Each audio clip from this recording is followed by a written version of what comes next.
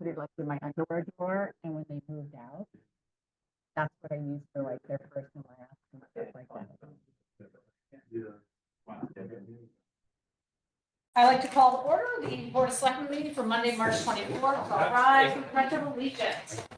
I pledge allegiance to the flag of the United States of America and to the republic for which it stands, one nation, under God, indivisible, with liberty and justice for all. Great, thank you. So, moving on to for Selectmen's update, just want to remind people, well, update the board, as you're all aware, the Board of Finance also passed the bonding resolution for the supplemental appropriation for Academy. That was at the meeting last week. And they also set forward a budget. So that will be going to public hearing, but I do want to remind the public that there'll be 3 public information sessions on the Academy project, with the lead up to a vote on May 6th that will be included on the budget referendum ballot. So it'll be a 3rd question. The first public information session is this Wednesday at 6 p.m. at the Senior Center. That will be hybrid as well, and also recorded. And then there'll be another second public information session the following Wednesday at the Brown School Auditorium. And that will be at 7 p.m. And then the final one will be on the following Monday after that at the library. And this is all, and that's also at 6 o'clock, and that will be hybrid as well. So all this is on the website. It was also included in my community update. If you can't make those sessions, you can watch the meetings online. And also there'll be a lot of material presented so people can review the materials. And we will also set up an email address for questions. Although we'll take some questions in person at the information session, I know that some people will have some technical questions or things we can't necessarily answer right away. So we will be setting up an email address for questions that the public can submit. And then we'll try to answer those responsibly as quickly as possible and post the answers on the website. So that is my update. Any other liaison reports or selectmen comments? Nothing from me. Nope. Maybe just a little congratulations to Vibe. Oh, yeah. Yeah, I heard they national took championship, they took right? a field trip and, Yeah. Well, and did okay. Nashville trip, yeah. Yeah, congratulations. I mean, that is an incredible group of kids, I have to say, and they've every year been very impressive in terms of awards and accolades. This was a phenomenal milestone for them. So I don't know, Scott, did you have any part? I did not, okay. no, I have singing failures. Yeah, okay, yeah. No. I don't have any, but you know. But I think special thank you and call out to Ron Soja, who's the teacher and, inspiration, I think, for all of the mind work. He's an incredible human, so Yeah. good No. stuff. No, it's great to hear. Any other updates or liaison reports or, nothing today? Critical, okay. No. I guess we'll move on to citizens' comments. And please state your name and address for the record. And do we have anybody in the room that would like to make a citizen's comment? Please.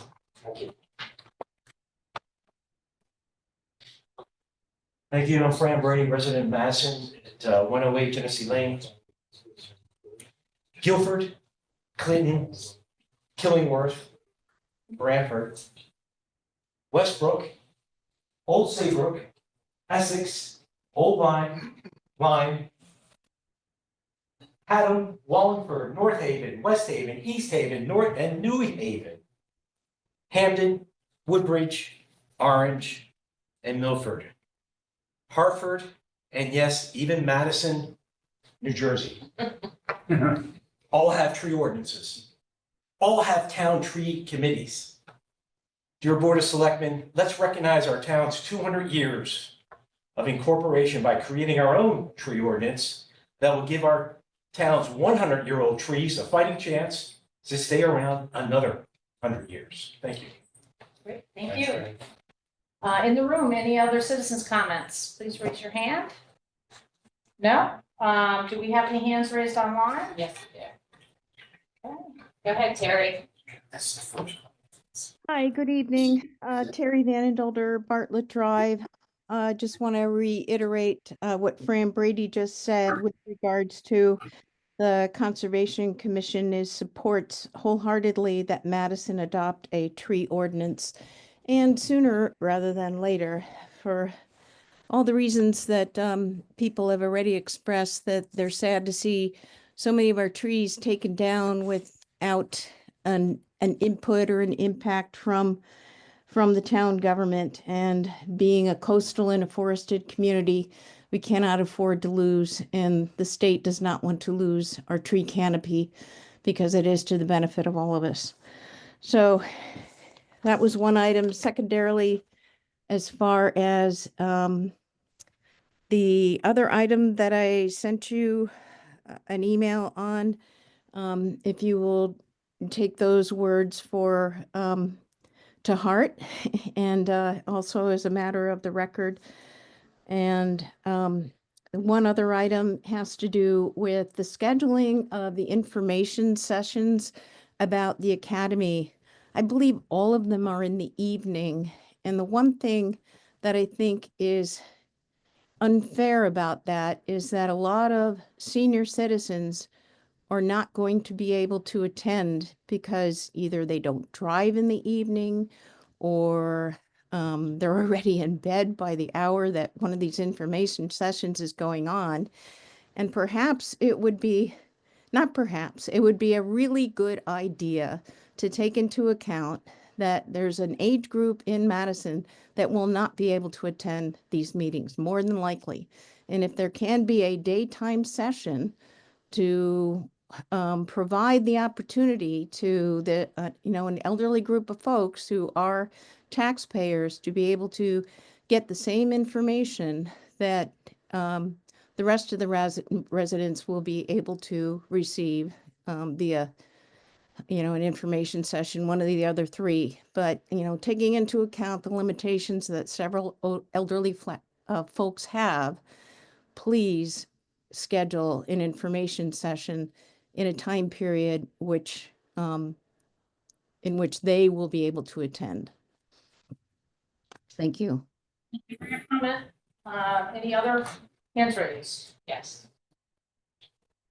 Go ahead, Amy. Please state your name and address for the record. Sure. Amy Thomas. I'm at 34 River Edge Farms Road. And I saw the tree ordinances on the agenda, and just wanted to comment. We can't control what's happening in our country right now. The assault on the EPA, the inevitable environmental harms that are to come. We seemingly can't control the Department of Transportation's decimation along our highway, the tree decimation along our highway and highway exits, or Eversource's decimation of trees anywhere near the power lines. But what we can control is our approach to and policy on trees here in Madison.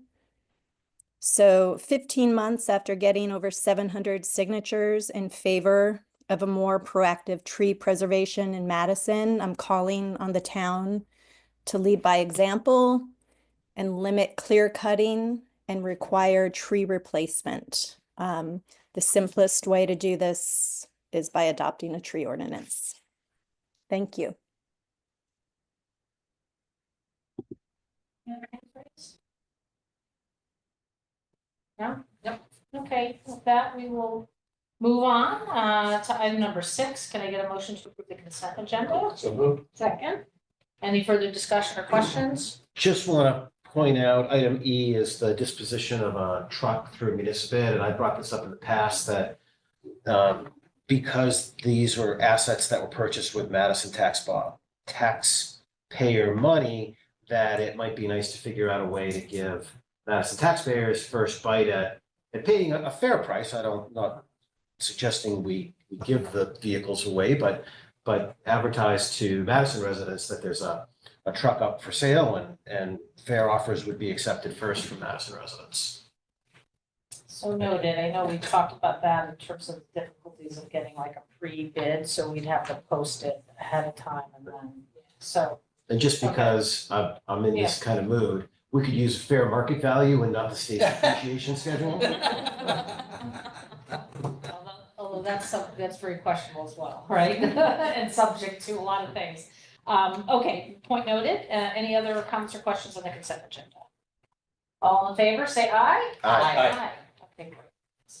Item number 7 is discuss and take action to award a contract to Presidio for wireless access points in the amount of $114,924.15 as recommended by the Ad hoc New School Building Committee for the Neck River Elementary School project, and authorize the first selectman to sign all documents and contracts associated with this award, vendors on the Connecticut state contract, budget in the Neck River Elementary School project. So moved. Second. Okay, I don't know what Peter, I don't know if there's any questions on this, just has to do another, oh, Adam's up. Okay, great, Adam.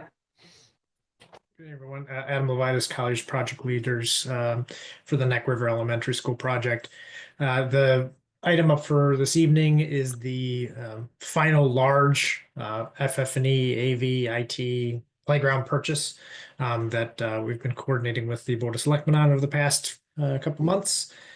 So this represents us getting to just about that, just under $2.9 million in the furniture packages, which is underneath or below rather, the target budget that we had set after accounting for some of the inflation and items that have come up in the marketplace since the budget was originally set, and approximately equal to what the estimate was before we went out to start the procurement efforts. So generally good news all around. And like I said, there are small items that'll be filtered through the school building committee per usual, but as I mentioned, this is the last large furniture item that we have this evening. Okay, any further questions on that? Doing a flurry of these lately, so, Yeah, which is yeah, exciting, because we're yeah. getting towards the end, so, all in favor, say aye. Aye. All right, item number 8 is discuss and take action to award a contract to Langen for the NESHAP pre-demolition hazard materials and environmental professional services in amount not to exceed $40,000 for tasks 1, 4, and 5 per Langen. I think that's a thing, yeah. Langen quote dated 3/4/25 as recommended by the Ad hoc New School Building Committee for Ryerson Elementary School, and to authorize the first selectman to sign all documents and contracts associated with this award, budget in the Neck River Elementary School project. Second. Okay, so this, we talked about this last time, that, the next step to being able to figure out what the cost is gonna be for Ryerson demolition, they need to do this assessment. And so this was kind of moving on. It'll give us more information as a board to make a final decision on that. So I don't know if there's any questions. It was, I think, determined that this was probably the best to stick with the group that has been involved in the project from the start. So any other questions? No. No? Okay, all in favor, say aye. Aye. Great. Item number 9 is an update from the Ad hoc Facilities Committee. So I want to welcome David Kademas, who's the chair, as well as we've got a number of the committee members here. And I'll let David do the introduction. I actually sit on this as well. And, this has been something that had been talked about a lot, this committee. Got it formed last year. It took a while. I think we were waiting on some things. And then really a lot of progress over the last year, a lot of hard work. I want to compliment Peter Anderson working with the committee, as well as all the committee's hard work. And then we also had the good fortune of having an intern from our scribe come in and for several months help pull the data together. So this is kind of a status report with a lot more to come in the future. But I think it's a great start to what should be a really productive effort on this committee's work for the town. So I will turn it over to David. Thank you all. Let me first introduce the rest of the committee members.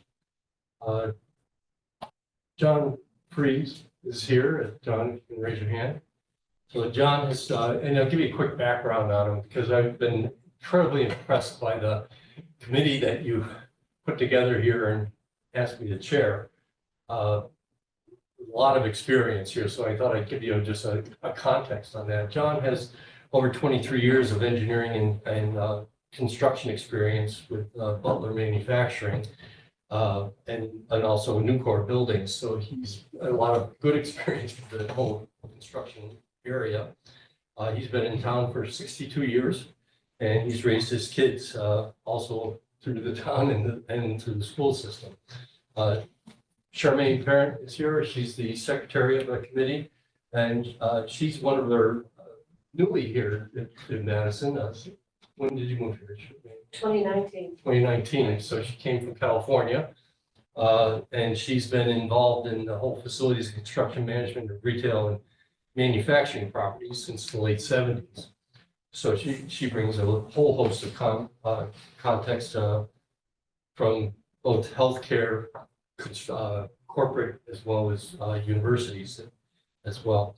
And most of you know Nick Conti, who's in the back here, and he's our project manager for the Neck River Elementary School. So I know you've all seen him. He's worked for Gilbane for over 14 years and countless construction management projects. He lives in town for the past 13 years, and his kids will be, he's got a vested interest in Neck River because his two children will be enrolling there in the fall. You know, I have been involved back here in Madison for 45 years now that I've been in town. Professionally, I've been working as a operations and project manager for an outsourcing firm for some 20 years, managing probably over 20, about 30 different campuses over that time that I was involved with. I also founded a company after that in 2000 called Sightlines that worked with approximately 500 colleges and universities and municipalities across the country. And, you know, we worked with them to help their operations, their capital management, as well as their master planning. I've also had the honor of being on numerous committees here in town, going back to when this property was acquired. I was chair of EDC for about 10 years. I also chaired the Academy Building Committee back in 2012 and did the master plan for the schools in the 90s, as well as 2 facility assessments for all the town buildings. So, you know, there's an old joke that says you can gauge people, they'll talk about, do you have a person with 1 year of experience 20 times, or do you have someone with 20 years of experience? I can guarantee you that we have well over probably 120 years of experience on this committee, and I'm incredibly proud of what they've done and brought to it. So with that, let me get into the presentation. Go to the next slide, please.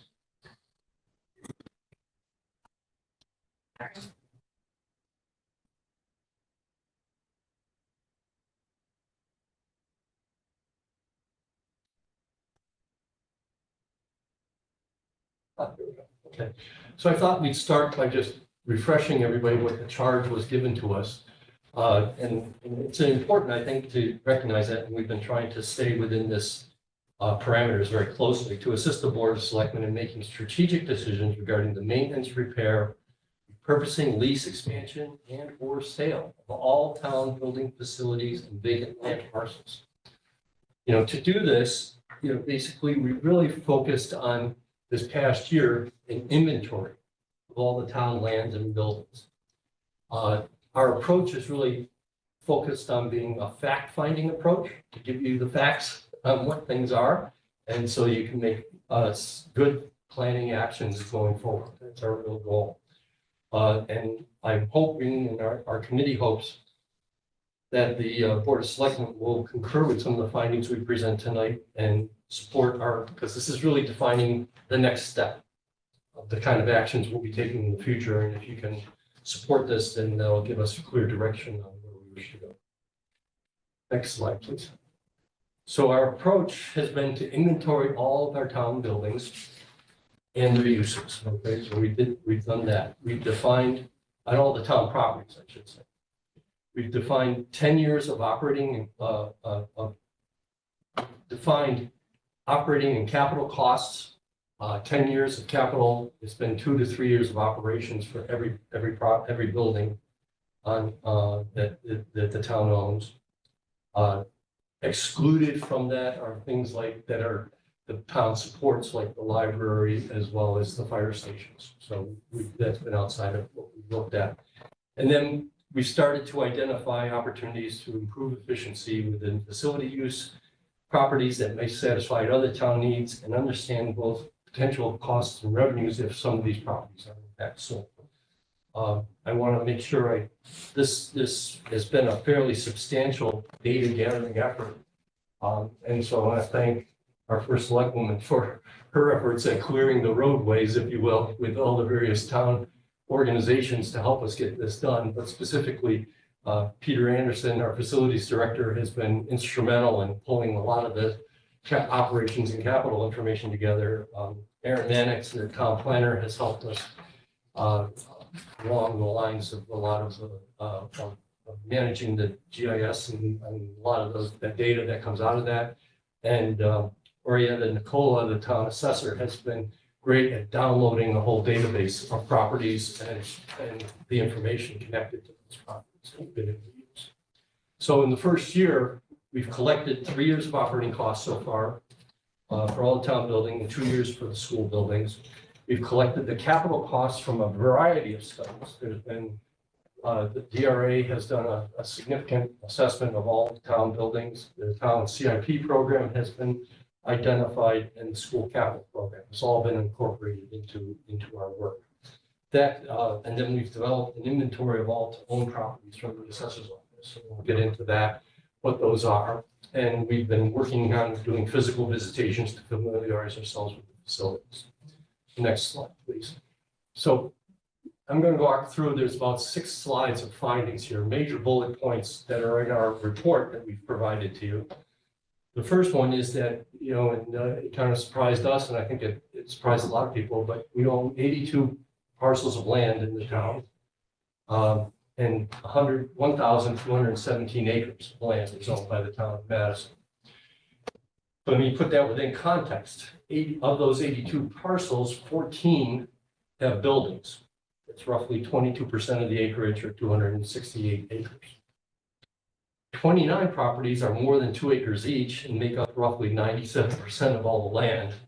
And then there's 53 properties that are under two acres that make up about 3% of the land. So that kind of creates some context, and it started to narrow what appeared at the outset to be a very large effort down to something that was a bit more manageable. All this, the sources of all this information is the assessor's office, the Access GIS system, as well as vision appraisals. Next slide. So the spend on operations is just a little under $5 million a year, 4.6 million, and there's a little over $100 million of capital programmed over the next 10 years, and that excludes anything for the Academy School renovation project. 6, give you a sense of the square footage this year and next year, because with the opening of Nick River schools, we're going to have a fairly substantial change in our profile. With that opening, we're going to add about 12%. It's a little over 90,000 square feet of space. It's interesting because it's almost literally equivalent to, if you add Ryerson and Jeffrey together, it's about 90,000 square feet of space for those 2 buildings. So you see in here the community center and government functions each represent 7 acres, approximately 7 or 8%. The vast majority is in the school systems, and the vacant space grows from around 8% to 19% next year. And so that vacant bar, that 161,000 square feet, includes the Academy School, Jeffrey School, Ryerson, and the town campus buildings.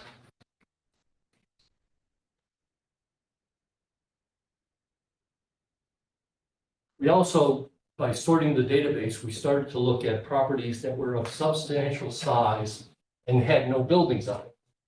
So basically vacant land. We also did a screen on wetlands and things of that nature where might inhibit development. So we targeted around 250 to 300 acres of land that we want to really get in and do much greater, deeper dive of investigation. So far, we've already looked at some of the deeds as well as restrictions that might be on the properties. We kind of, you know, the GIS gives you a little bit of perspective on wetlands, but it's not definitive, so some of these you really have to go look to figure it out. That's a fairly substantial amount of acreage that could be developed, either commercially or residentially in the town. The other kind of key concept was adjacency. And we felt over the long term, the town needs to retain properties that are adjacent to other very important properties in town. So Academy obviously is connected right to the green as well as Memorial Town Hall. So we think those are important to retain. The Jeffrey and Ryerson are adjacent to other major land masses and property. And when you looked at where the new Neck River School is, and as well as Polson and Bauer Park, you really have a major holding in the center of town, dead in the center of town. So Jeffrey is an important part of that component. And then the town campus learning center really has tremendous adjacency, obviously, to the town campus. So potential sites for adaptive reuse. So we broke it down to adaptive reuse, where you might be able to do something else with a piece of land, versus a potential development opportunity.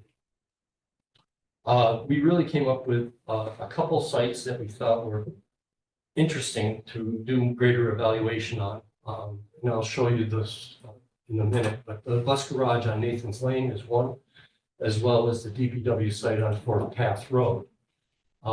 It's important to note that the DPW site has plans for some substantial expansion, because they don't have enough space right now, and so they need to add space or grow. It's also an opportunity to release space that is currently being used for grounds maintenance functions at the surf club. So that space at the surf club could be combined, and potential greater operational efficiencies could be gained by putting those two spaces together and in an option.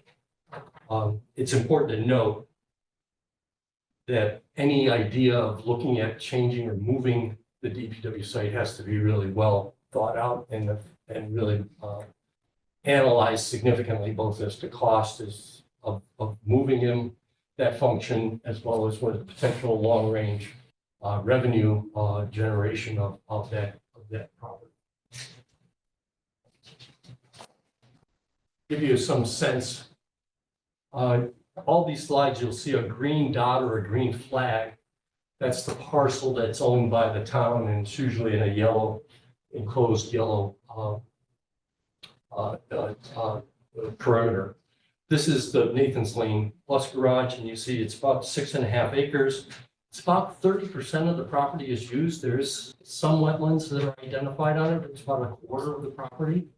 But there is an opportunity to expand that in terms of commercial use, it appears, and potentially relocate the bus garage, which is, I believe, is short of space for parking and storage, maybe closer to the schools. This is fairly remote from the rest of the school. So that led us to look at this as one thing to investigate further. The next site is that DPW site, and there are 2 sites there. In total, it's 4.5 acres, and you see there's the main site. It's a little bit south of the train tracks, and then just to the northwest is the next site with the green dot, and there's 2 yellow arrows. So that's a fairly large site, and it's in the middle of a residential, very highly residential area, and it may be something for some higher density housing or some other alternative uses. Non-commercial, most likely residential use. So if we look at the vacant lands, this is that 250 to 300 acres that we're thinking of. One thing that struck us was when we were reviewing the draft and the revised plan of conservation development document, there were 2 statements in there that really struck our attention as a committee. The first was that we're almost completely out of developable land for construction of new homes in town. So obviously that's a limiting factor to the population of the town. And second, that there's been a multi-year decline in residents that are between the ages of 20 and 45. So that led us to believe that if we can release land that can be targeted to help develop residential housing, and in particular, help develop residential housing to attract people that are in the 20 to 45 year age bracket, that would be a great benefit of the town. Those folks are people that are oftentimes are policemen, oftentimes they work in the town, they're teachers, they volunteer, they may be, volunteer firefighters, all across the board. So they add a lot to the town, and this is something that struck my attention back since the 90s when I was on EDC, and we noticed that was happening. And that's an important thing. So we looked at breaking it down into three kind of categories. First time owner housing. And we kind of left that as a very broad category because, it needs to be defined more effectively. It could be a higher density housing. It could be affordable housing. It could be lower cost single family housing. That would satisfy people that could afford a house that are in those younger years. We thought there were two locations that made sense. One was that Fort Path Road where the DPW site is, as well as the second one is on Cops Road, which is part of Bauer Farm, but it's east of the farm and east of Cops Road. It's a very substantial, it's over 22 acres of land. And, so we wanted to investigate that as a potential option for that kind of first-time homeowner housing. Traditional housing, which is more traditional, maybe acre, 2 acre kind of lot housing in the town. We found there were three major areas. On Ridge Road, there's 79 acres that is owned by the town, of which about 40 acres is the bulky waste site. So there's an opportunity to be looking at that site and rethinking about it. The second one is adjacent to Ryerson and Brown. Between those parcels and High Hill, there's about 23 acres of land that the town owns there. Again, in a very highly residential neighborhood area and desirable area.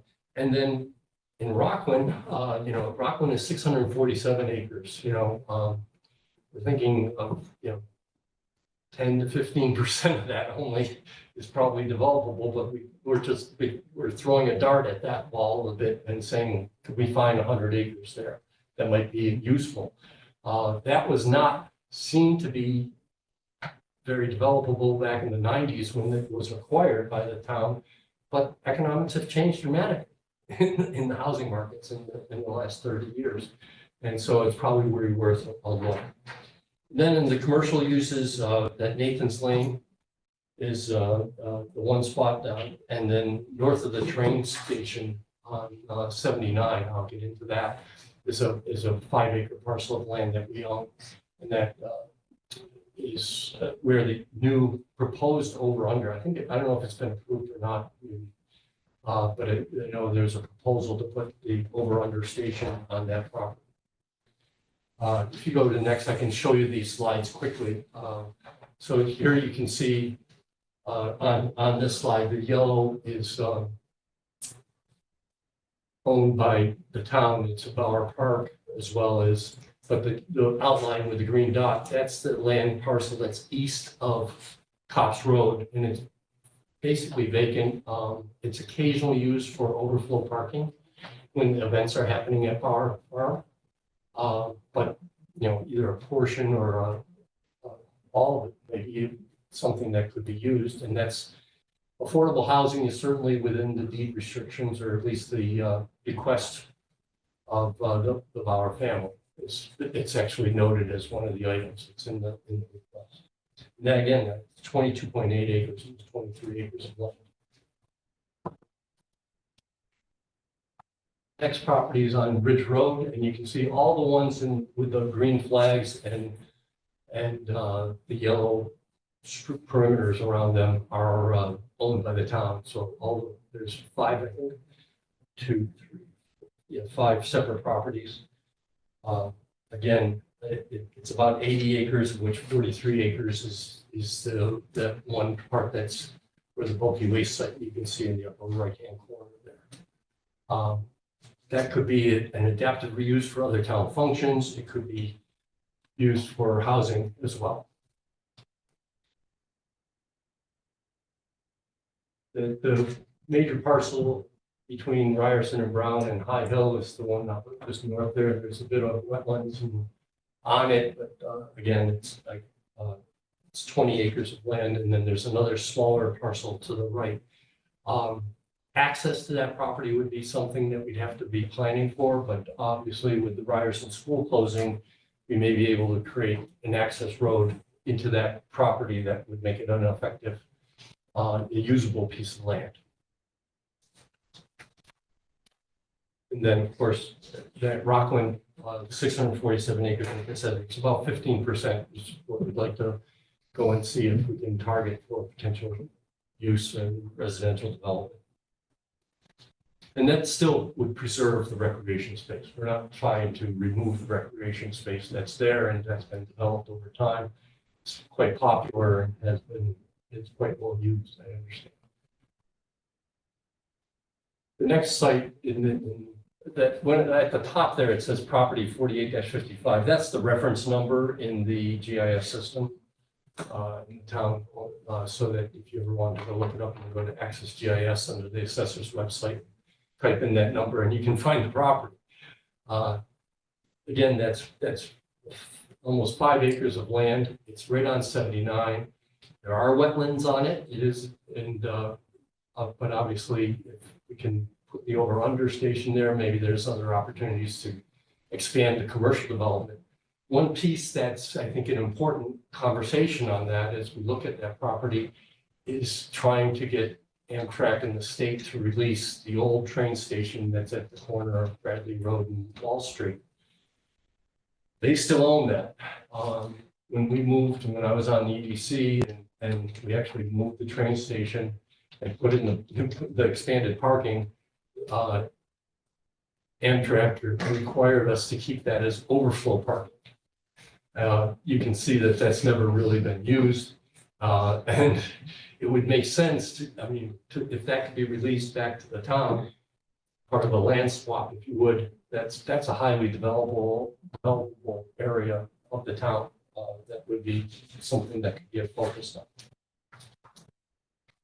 And then finally, on that whole issue of adaptive and reuse priorities, as we've looked at things, again, our goal in making these proposals for things that where you have capital requirements would be to find ways to offset incremental capital costs by either through the sale of property or the ongoing tax revenue that's generated from the sale of property. So if you start looking at a piece of property and analyzing it within a 30-year present value kind of analysis of the tax revenues, you can actually understand what is your capacity to borrow and invest in.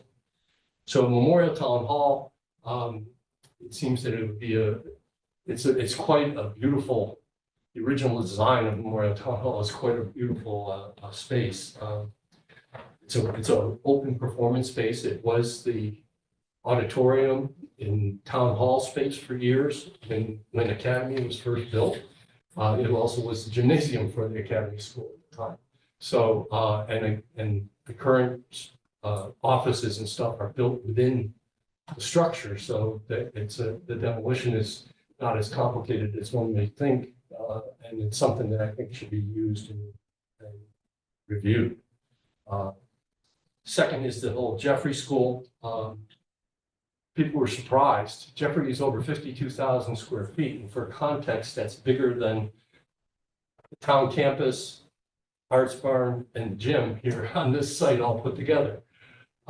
So it has a lot of, it's in pretty decent shape. There are maintenance requirements, roof and mechanical systems that need to be done there. But at the same token, it could be potential uses given its adjacencies. It could be offices, it could be performance spaces, it could be studios. There's a commercial kitchen there that could access some of the other functions that we're talking about of placing in town. Ryerson, I know it's targeted for demolition. We'd like to review that though within the context of some of these adaptive reuse issues and see if some of the large open spaces there can be saved. The cafeteria, auditorium, or the gymnasium kind of spaces. If they could be, those kind of big open spaces can be used for a lot of maintenance functions and other type of storage functions of the town. And it may be a cost savings in the long term to the town while preserving the site and preserving access, which is kind of very important because if we look at down the road, well, we need to have another building site 20 to 30 years from now. And it's a lot easier to keep the land than it is to acquire it in the future, especially given its adjacencies.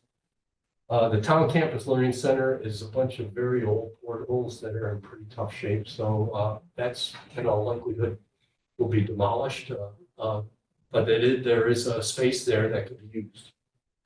And then finally, the bulky waste site, again, that could be adaptive reuse for town functions as well as developed for commercial functions or residential functions, and some combination thereof would be useful. And finally, our next steps, which is what we're hoping that you can help us with.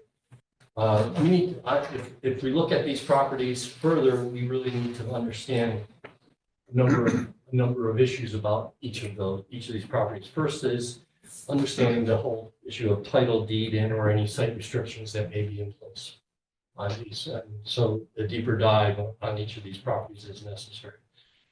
We also think that any of these properties with buildings, we should need to understand the ongoing maintenance requirements if all these buildings are not being used. So the vacancy buildings, both Ryerson, Jeffrey, and the Learning Center, if they're not demolished, they should probably have some sort of a maintenance plan so that significant deterioration doesn't occur while the decision-making process is moving forward.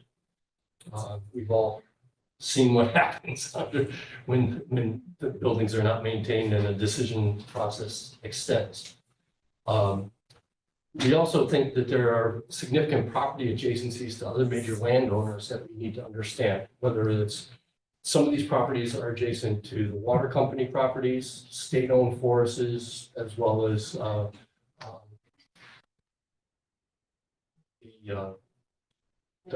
land trust. Yep.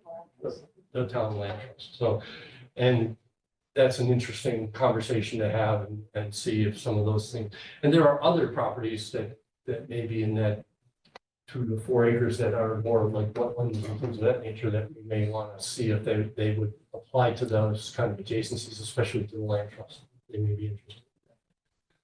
And then finally, we want to make sure we document the utilization far more effectively than we have. Right now, it's all hearsay, if you will, in terms of how these buildings are used, and we'd like to see how they would be actually documented in terms of their usage and utilization over time. Once we have those next steps, and we'll probably have to spend a little money to get to those steps, we also then will need to be able to coordinate with a whole host of town offices and town committees. There's no doubt about it. And in our report, we've listed many of those committees that we'll want to be coordinating with. We want to with a very clear cost benefit analysis of each of these projects or each of these initiatives. And that factors into a town-wide master plan. Once that draft would be put together, we also would like to be able to give you a timeline, and hopefully within the next year is probably our rough goal right at this stage, that we'd be able to bring that information together to you next spring. At that stage, I'd like to open it up for any questions or comments.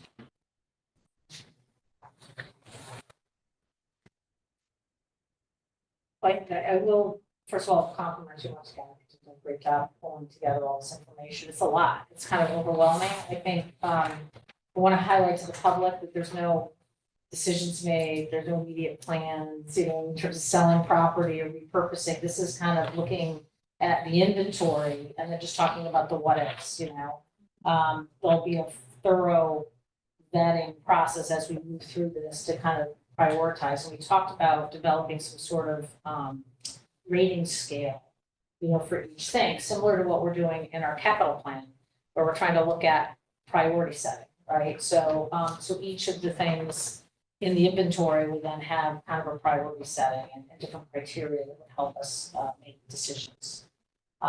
But, it's important to understand what we have and then what the costs are to carry those things, maintain them, and to continue to own them. And then there's an opportunity cost, when you have things that aren't being used, right? You're missing out on something, you're missing out on revenue opportunities, things like that. So, so I think this is a great first step in that process that will be a longer term conversation that we'll be having with the residents of the town, ultimately, about what we decided to do. So I have some suggestions maybe.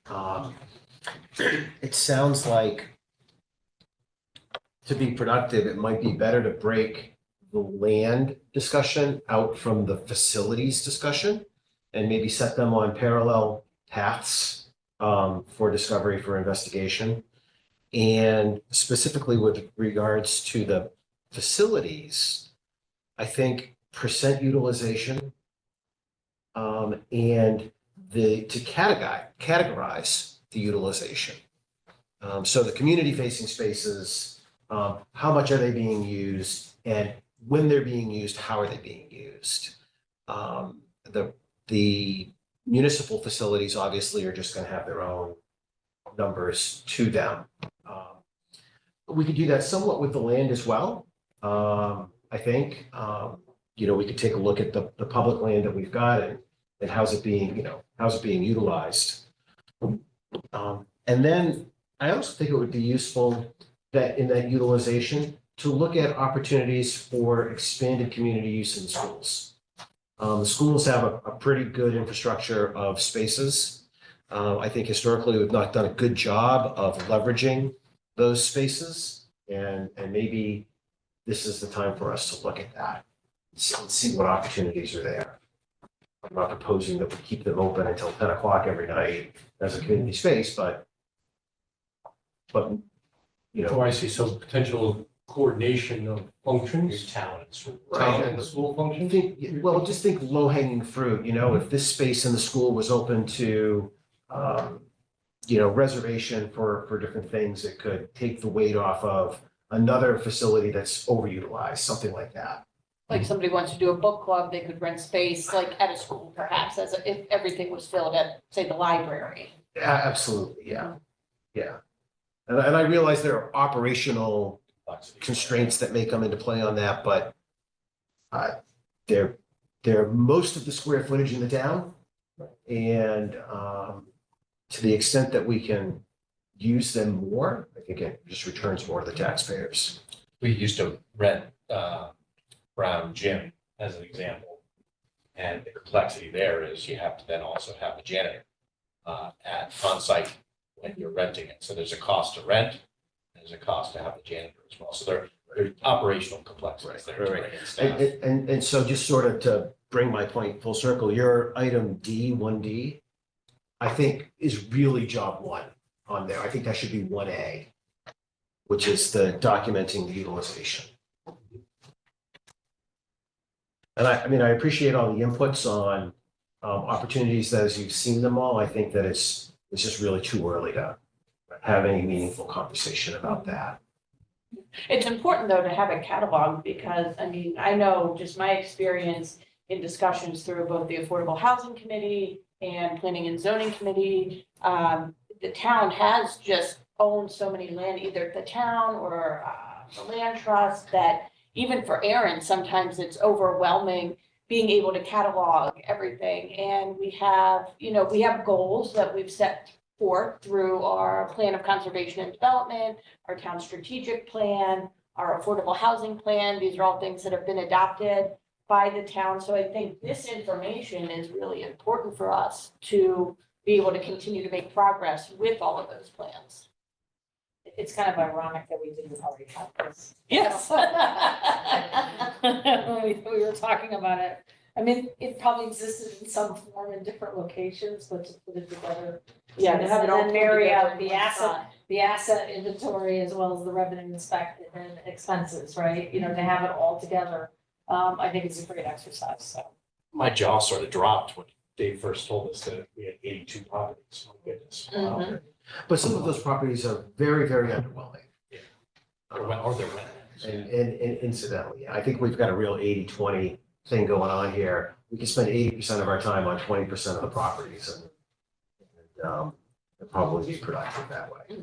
Well, that's right, 53 properties are less than 2 acres, and it's like an extension of the street, or it's a lot of the developments, like for example, on Randy Drive, there are 2 properties that are roughly an acre to 2 acres, between an acre and 2 acres, but they were open space as part of the development. So as part of the whole planning and zoning regulations, they're maintained to be open that way.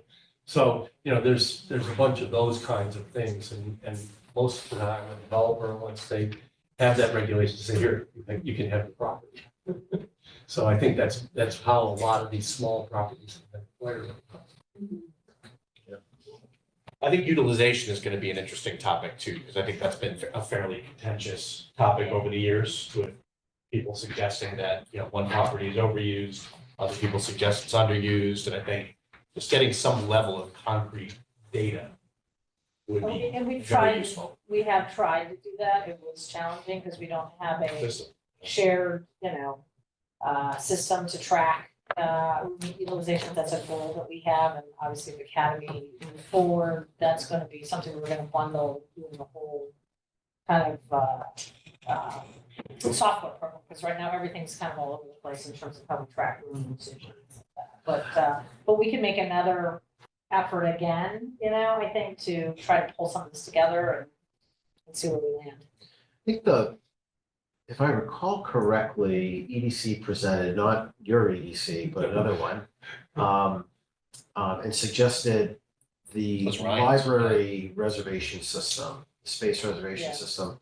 would be an appropriate system to adopt by the town that, allows you to just go in and reserve rooms electronically, takes care of scheduling that way. And then on the back end, the town could see how the rooms were being utilized and by who. Maybe now they've got a couple of years of experience with that new Yeah. system.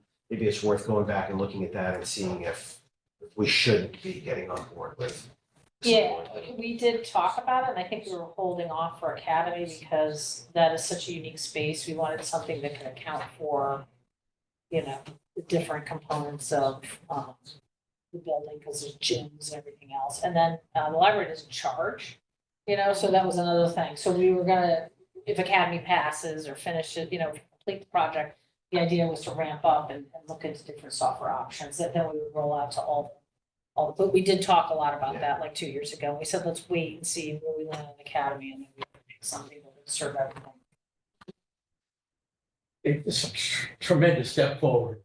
And I think committee is for the first time getting a handle on the big picture. And I think that'll be very valuable for future public discussions about how to make use of these resources. I have 2 very tiny suggestions. First, when it comes to utilization, I would suggest that before your committee starts measuring things, that you review your index with this board, so that we end up measuring what the selectmen feel is an appropriate measure. And it may be a little more complicated than just hours of use. I'm not quite sure, but before you go too far down that road, I would hope you would check in with us as to what measures you're using.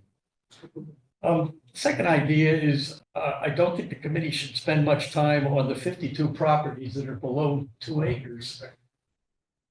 On the other hand, if there are any ideas on how those properties might be conceived of differently, or in some cases perhaps even be put to use. Or sold. I don't know, it's a big task, and I realize some of those properties are left vacant for very good reason. But others may have been historical accidents or tracts of land that were left over, and nobody knew what to do with it. And so if there are any kind of broad ideas as to what to do with some of these, I think you would be here to hear them. I don't think that's where you should spend the majority of your effort, though. Well, we could triage them down in terms of decreasing size, because I think obviously if anything could be developed, that's going to be a factor, in terms of the acres. I mean, some of these are 0.17 acres or something, so, it's really tiny, they're very tiny. Some of them are probably the size of this room, which probably can't do an awful lot with that. And nor are we doing anything from a town cost standpoint, maintaining them or anything like that. But I think it would be interesting to look at the 52 properties and find out if we are actually spending money on any of them. That might be and then look at it from a declining size standpoint. Then at least we could get a triage down of how we can make that analysis smaller. Thank you. So I'm just thinking, in the interest of time, we have a lot on our agenda. Yep. And so, I guess the messaging is proceed, right? I think maybe giving us another. Can I just ask Yep. one thing? Yeah. If I forgot anything, I'll open it up to my committee members. If they could add something if I missed something there. No, you did very well. You were very thorough. All right, I just wanted to make sure I didn't miss. Yeah, okay. Sorry. And then maybe we do a check-in, I think you want to say something. in the fall. Once we get to a level where you're looking for some resources, from the town. So the committee can keep working and then coming back maybe in the fall with some targeted, whether it's a budget for something or more specific. I think that would be a reasonable target, I think, right? The fall, we've set several meetings. And then we'll have the results of our referendum. too, Yeah, So and we'll that have will a have a big better impact grasp on. of our We'll have a needs. large impact Yeah, on where we go. on- Might have another building to put on your list. Well, yes. If I may, I think one thing, that it's in the report that we did talk about is ending this, when this whole thing is done, which done is probably the wrong word to use because in some sense it never will be done. But a master plan should be gathers all this, now that all the information is accessible, we find out how we can use it. We'll have a way to consolidate.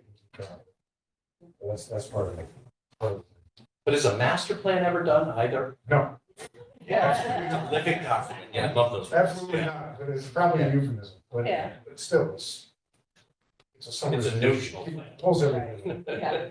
Well, it's like the strategic plan or It's just it guardrails. gives you guardrails and objectives. Directions, and- yeah. Yeah, right. And a process, I think, also to look Probably a at, good so. idea. With that, then, thank you very much. Strategic goals is an important thing, Yeah. and saying, these are the things that we want to adhere to going forward, even if we acquire a future piece of property or we want to sell property, these are the kind of things that we want to accomplish and how we want to have it. Yeah, it's important to have those touchstones every time something happens, as you said, sale, reuse, something closes. It's like, does this meet our goal We got a few as coming we up. make a determination? I know. All right, well, with that then, I think, thank you very much. Appreciate it. It's been a pleasure to work with all of you and continue on. Thanks, Dave. And I did want to also highlight, there are representatives from the Board of Ed as well, and the Board of Finance that are also sitting in the committee along with myself. So we're they're doing a lot of the heavy lifting, I will say that, the resident volunteers, so. Yes. So, all right, thank you. Next item on the agenda is an update from the Beach and Rec Department. So Director Austin Hall is here, and just, we do this annually to talk about the summer season. So I will turn it over to Austin. Thank you. It's always an exciting time of year to begin talking about beach pass season. So as of today, we're 2 months from Memorial Day, exactly. So every year I come before you to talk about beach passes, the beaches, parking, etc. So we'll do that tonight. So the first slide, not much has changed from the previous years. beach parking passes for residents will go on sale starting April 1st. Same pricing structure as years before. Resident adult beach parking passes will be $40 for the first car, $20 for the second car, and so forth, and that's ages 64 and under. Madison resident senior beach parking passes are $10 per car, and that's age 65 and up. We changed that a couple years ago. So if you were able to purchase a senior beach pass in the past, you'll be able to do so going forward as you're grandfathered into that age bracket. We also sell Madison resident veteran beach parking passes, and you could be of any age for that. And that's $10 for the first car and $20 for the second car. Residents are able to purchase day passes for themselves or for friends or family. And those are $10 per car and can be bought at any time throughout after April 1st. We also sell non-resident day parking passes. So if non-residents come to the beach, any of our beaches, they can purchase a day pass at the surf club, and it's $20 per car. And the past few years, we've sold non-resident season parking passes at $112, and we sell 100 of those. And those go on sale May 1st. And last year they sold out in 3 minutes, 5 minutes. We capped it. Cap it at 100. Yeah. So as I said earlier, the beach parking passes for residents go on sale April 1st, and those can be purchased right at the surf club, or you could do it online. And this is the website where you could go online is madisonct.org/beach stickers.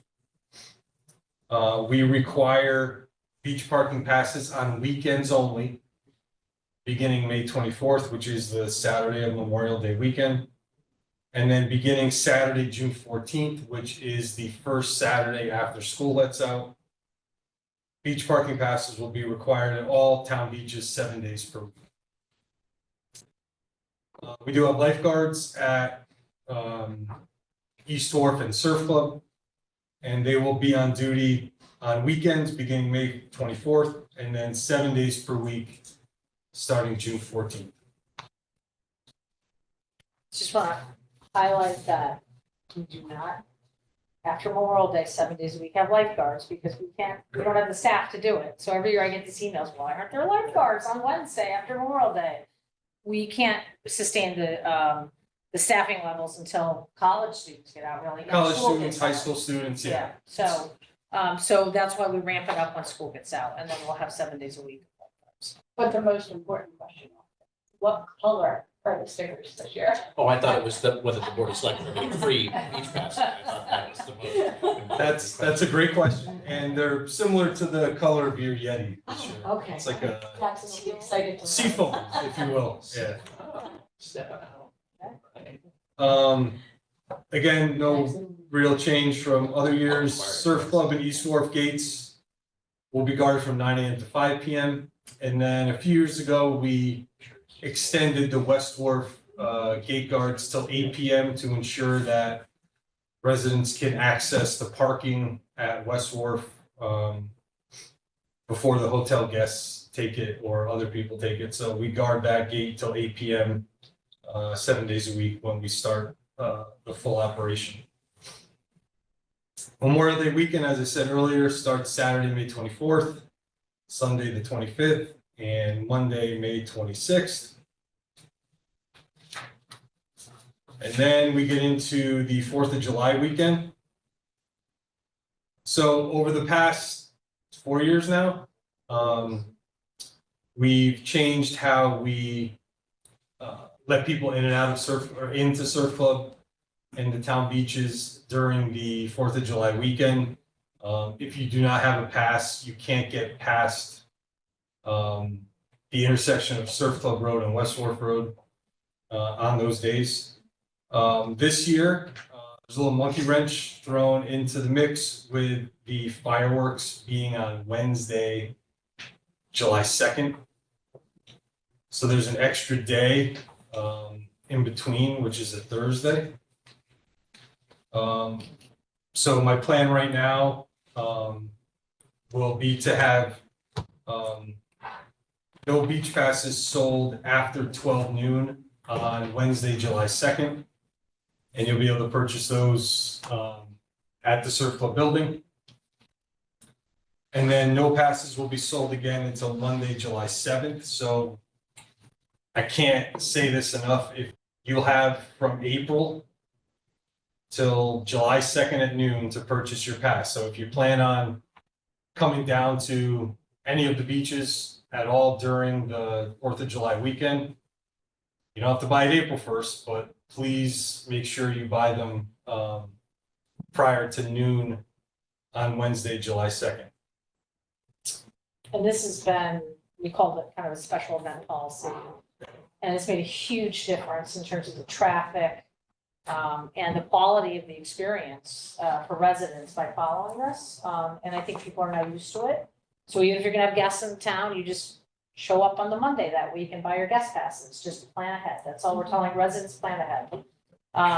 And then there's still always for events, you know, the bus services for the fireworks. And so if out of town people are coming in, they can park and take the bus. But this is really, I think, made it a much more manageable process for the staff as well as for residents who want to get to the beach on the holiday weekend. Agreed. And years prior, you know, the traffic would be backed up on West Wharf Road, down Surf Club Road.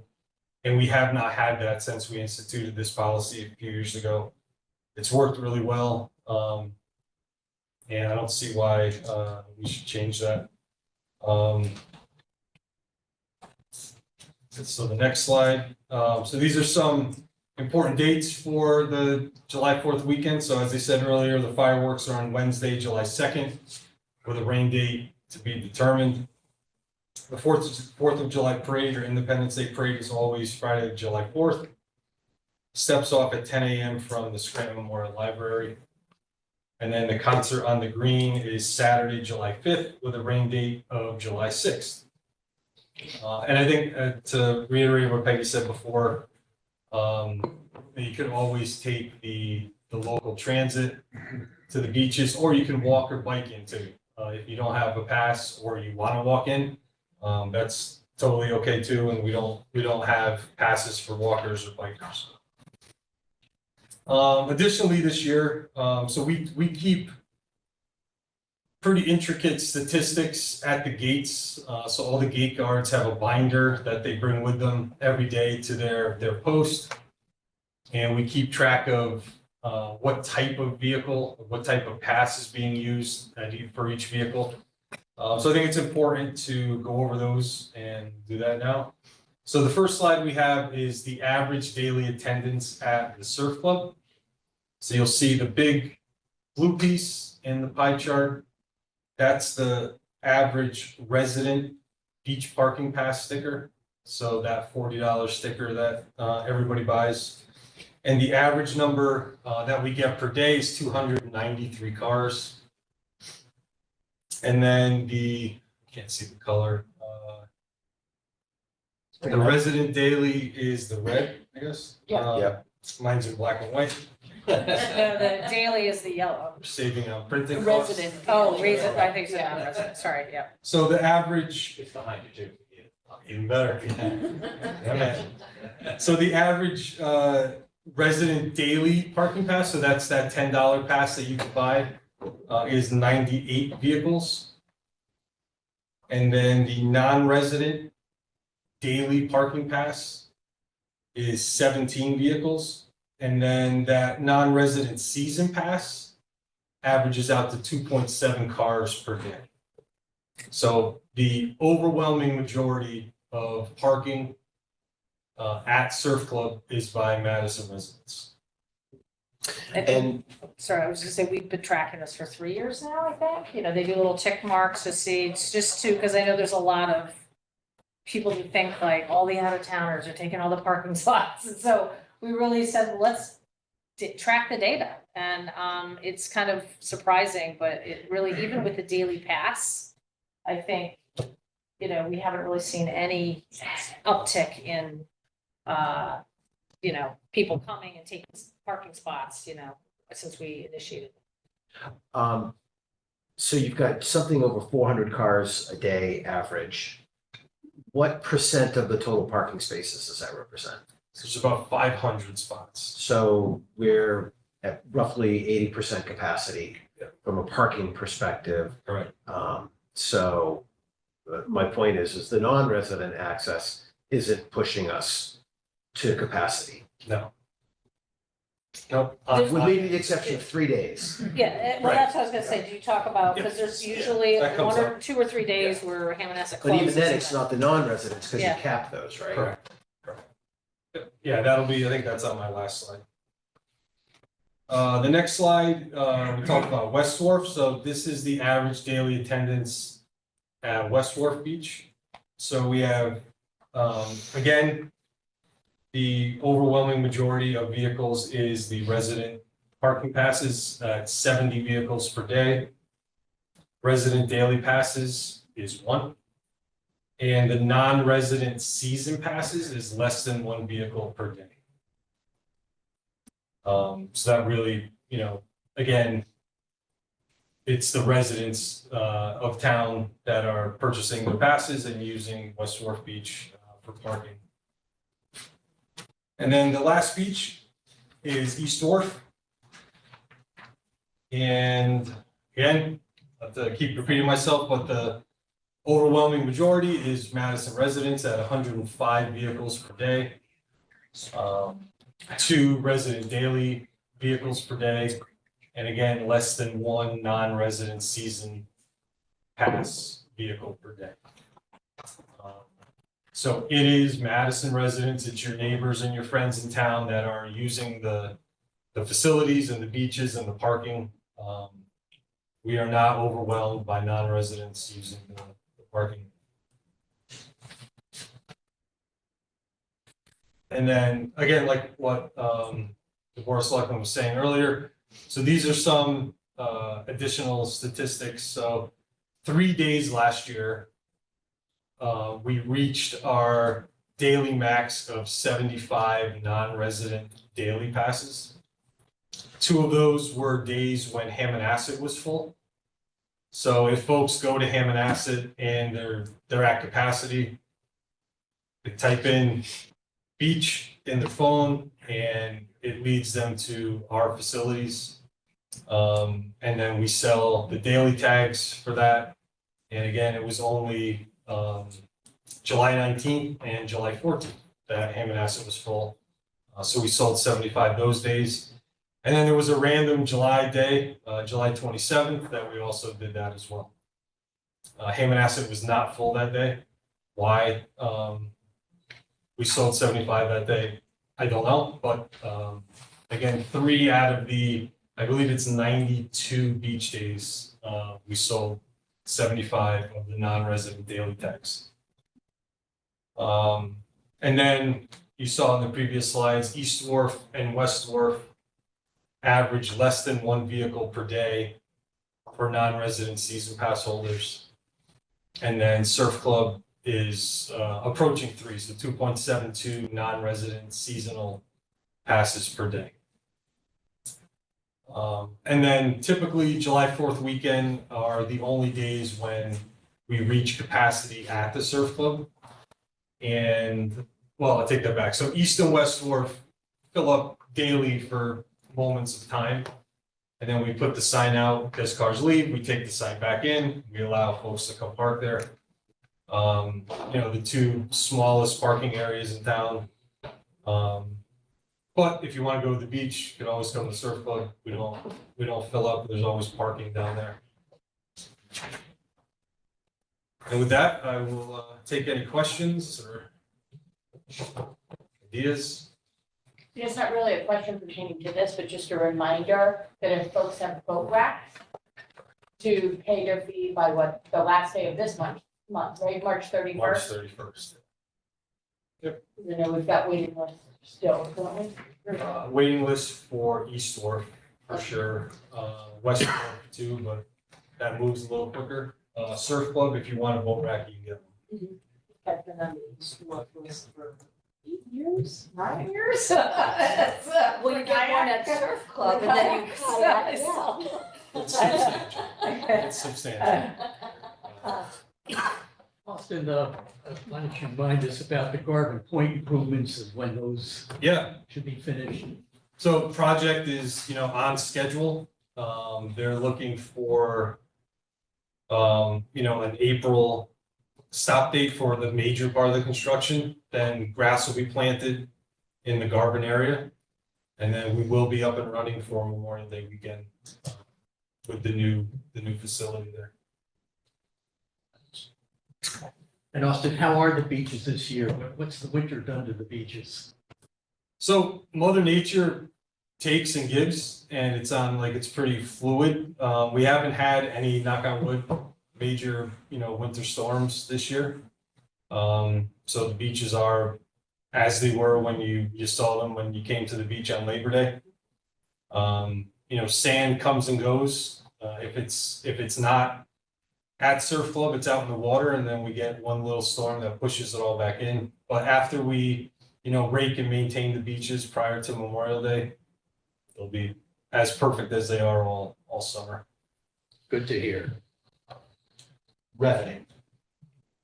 So how often is Beach and Rec, the committee, kind of benchmarking rates that we charge relative to other towns? And the only reason why I say that is I look at like the $10 senior citizen number. It seems low to me, but I don't know, and I'd love to know. Yeah, so this summer, fall, the Beach and Rec Commission will be looking at pricing for all the beach passes. So TBD, but we'll be looking at that this year and then report back. As will we. Well, and that's where we need to, one of the things we agreed in our budgeting workshops, that we were gonna look at this kind of holistically again. So we'll be coordinating that with the commission. Because there's also a lot of discussion about, should this brought out to become like a town sticker for the transfer station? Should we be giving it to every registered motor vehicle in Madison? And kind of approaching the whole system differently. I think it's always good to kind of relook at these things. So there'll be a lot of different things we're talking about and looking at. I know the revenue piece has always been challenging, right? Because people pay a lot of taxes to live here, and they want access, to all the facilities that their tax dollars pay for. We try to balance that with, obviously the operating costs for the facilities, which follows on all the work that our facilities committee is doing. So, but we will be talking more about that for sure this year. And then I'll speak for you and you can correct me where I go off the rails, but the commission discussed the prices, and while Garvin Point will be visually completed and we'll be using it as if it's completed, there will be some behind the scenes work going on. And so technically the project won't be finished and will be under the requirements of the grant money, which is why the pricing structure didn't change this year. But with certainty, that won't be the case next year, at Yes, least once for the- non-residents. Once the project is formally Right. closed out with the state. But I think the one comfort we can all take is that it's not having an impact in terms of the quality of the experience. It's not material to the Having these non- revenues to the town Right. either. Right, and having the non-resident, annual pass or some season pass available, so. Yeah. Okay, great, any more questions for us, and I just wanna also compliment you, I mean, I think you. did an Smooth amazing sailing. job. Yeah, Oh, amazing job running it. started yet, Yeah, we have thank you. We have, we do our best to hire quality people. I think we succeed at that every year. We're only as good as the staff we bring on, and we do okay at that. A lot of, Madison teenagers are working for us down at the beaches. Right. And they do a phenomenal job. They're really, smart, students, kids. They work with the public really well. They're the face of Beach and Rec from Memorial Day to Labor Day, and we rely heavily upon them to fulfill that role. Yeah, we've been lucky to have some really great people stay on board with us. We're lucky. Lifeguards, we do not have issues with lifeguards. I get them to come back every year, and then we get new folks and we work them into the rotation, and that allows us to have some continuity every year. And while other towns and facilities struggle to get lifeguards, we do pretty good.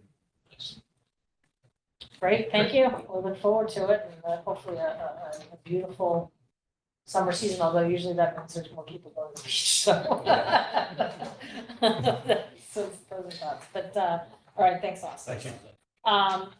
Item number 11, discuss the next steps on the proposed tree ordinance, which, back in the fall, or actually it started almost a year ago, a group of concerned citizens had talked about the town needing some sort of protection for our trees. That evolved into a proposal in the fall that they gave to us on a tree ordinance. And so we kind of had a conversation, then we've just had a lot of different priorities the last several meetings, but wanted to bring back now that conversation and as a board to talk about, what direction we want to go with this. Obviously, there's ordinances, it can result in a lot of different things. It can result in, goals and objectives, or it also results in regulation. And so, so we want to get a sense more from the board. What Jen and I met together recently, because we had also met with the group that was advocating for this, I think, back in the fall as well. And our thinking was, to start out at a kind of committee level and try to get an official kind of body with the town to focus on this. And so we did take a stab at drafting what that committee could look like. And then we would then from there talk about it with the board and decide, what we would be interested in moving forward with. So I don't know if you want to. Yeah, we do have a lot of goals and objectives that we've set forth. As I mentioned, when David gave his presentation about facilities, it also applies to this, right? We have our plan of conservation and development, talks about developing like a tree canopy inventory, a list of, the notable trees that we have in town, and really getting our arms around that so that it can be of a beneficial use towards all of our planning and zoning and that sort of thing. And I think that's a real tangible work that a tree advisory committee would be able to aid us in accomplishing as a town. And one of the things, I thought about as I was looking at this draft for the tree advisory committee, I remember Fran had put together something a few months back. And one piece I think we're missing here is something that Fran had brought up, and I think it's what Guilford does as well, where they make sure that they have people with experience in education, such as arborists or landscape architects, that's master gardeners, that sort of thing, on their committees so that they can provide that real educated assistance to the town. So I think that's something we should definitely consider incorporating into this. Thoughts? Yeah, I'm fully supportive of at least getting started on something. I guess I'm not sure I'm ready for a full-on ordinance yet, but I think, this would be a great first step to move on that path towards an ordinance. And maybe that's, sort of part of the charge of this committee, is to decide kind of where we take this as a town.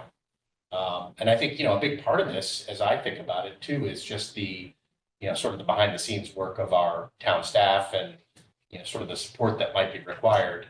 I don't know, we require more staffing, which would then impact our budgets and things that we've talked about as well. So I would really like at least starting, to put some emphasis and focus on the trees in our town. And then kind of see where it goes and see what the committee suggests and recommends to us. I think where I've struggled a little bit with all of this is the notion that a regulation would be put in place that would, if I understand it correctly, really never say no to a landowner that they couldn't cut trees down. So I'm struggling with the utility of an ordinance that never says no. And I mean, and I think I'm stuck there. I understand the bigger goal of it, and certainly developing some policies that educate. I would want to see the industry part of it, right? The A&Ls and the Islands of the world weighing in on this because they are the licensed arborists in the community. But I really want to avoid regulation for the sake of regulation. I think back to we have an ordinance that bans the disposal or storage of fracking waste in Madison. And while it's a very noble ordinance, it has zero utility. So I'm not trying to equate the two, but I'm just trying to say I want to. And so with regards to a committee, I just don't want to see us waste anybody's time. We ask a lot of resident volunteers, and it's become increasingly hard to recruit them to serve. And so if we're going to ask, if we're going to make the call, let's make sure that we're putting them to good use. Bruce, I was just having trouble in making sure I understood what you were saying. You think this is a good idea or not? The committee. Yeah, the committee. I guess that depends on what we're hoping for the work product to be. Because I think the goal of this is listed in the draft, is really to focus on initially, a lot of these action items that the POCD has. And one is complete and maintain a survey of the tree canopy, maintain an inventory of all town specimen trees, consult with the tree warden on policies that for town property. Recommend goals and policies for town agencies to reduce tree destruction. So this is advisory. Educational programs, grant opportunities, and then I think also the replacement program, which it's in here somewhere, talking about developing, so those are like tangible things, I think, to start this conversation in town and get a committee oriented towards. And especially, they can advocate to planning and zoning during the POCD or the zoning regulation review that's going on this year. So there's a formal body weighing in and saying, specifically things that could be adopted into the regulations, I guess. So that's what this would start out as, right? If eventually it did evolve into an ordinance, I think that would come over time with data, and kind of experience. So that was the thinking I think we have, right? Mm-hmm. And then also making sure we have that balanced membership that can talk to all the different areas that this would, impact. So that's the thinking of the committee. So I guess that would be the key for me, is Yeah. making sure that we've got a lot of perspectives represented on that committee. I think this is a very logical place for us to begin. I think moving directly to an ordinance when we're not sure of all of the policy elements that go into that ordinance, I think it would be moving too quickly. So I see this as the logical first step, well within the spirit of our charter, as to how to involve electors of the town, residents of the town, to help townspeople as well as this Board of Selectmen hone in on the policies that perhaps eventually should be put into regulation. But I'm not ready to move to regulation yet, because I don't think we know enough about what should or should not be in there. I respect that other towns have moved all the way to an ordinance. But I think Madison's first step approach in terms of our tradition would be to first put together an expert committee to start educating the public as well as the elected officials on what needs to be done. I very much appreciate the one of the goals as recommending policies and methods to the relevant town agencies, because I think they could use some advice. None of us want to see clear cutting. We don't have to. So to me, this is a very logical first step, and I would be very supportive of moving in this direction.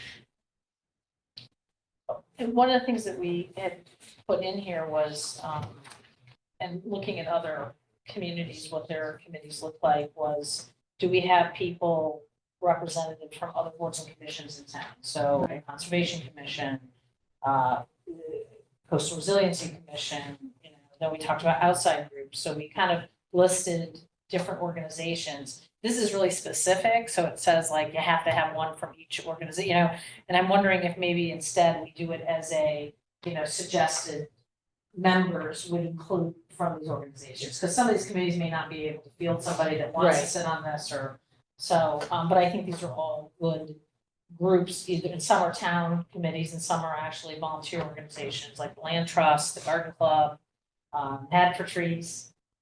So that would want to be involved in this. And I think that my thought was, we got some comments back from the town planner after this went out, so we would want to incorporate some of the staff comments Yeah. about this. And perhaps maybe share it with the group that was advocating and just say, here's kind of the draft of the committee charge, you know, if they wanted to provide some input to us, and then we could bring it back for maybe adoption at another meeting. And get the committee rolling. Yeah. Sure. That's great. So once again, this isn't there's no regulatory authority in this. This is more advisory at this stage, and then because regulatory would require ordinance. So, and I think we talked about, there's just pros and cons about how to approach this, and also staffing resources and things like that. So, but we all recognize the importance of this issue for our community. And I know some people might recognize the language when you read creation about why it's important that are here. So we all recognize the need to do something. So this would be a first step of one or possibly many steps that the town would take. So with that, we'll come back with another draft and then Yes. move it forward. Okay, Good. great, thank you. All right, moving on to item number 12. Discussion of outstanding issues relating to the academy referendum. So this is really, I just wanted to have a conversation about two things. We can't vote or adopt this, but what the question would be on the ballot.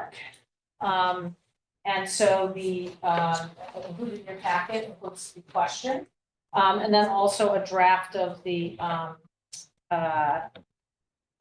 postcard that would go on. So that, this was drafted by the registrars, the one that's in your packet. And so, you know, a question, this came from bond counsel, just, I said, keep it simple, but maybe it's too simple. I was you gonna know? say, my comment was, this is very pithy. It's fine, but documents, so I got it in front of me. What the question is pithy? Yes. Yeah. I mean, I think it's pretty clear and very straightforward.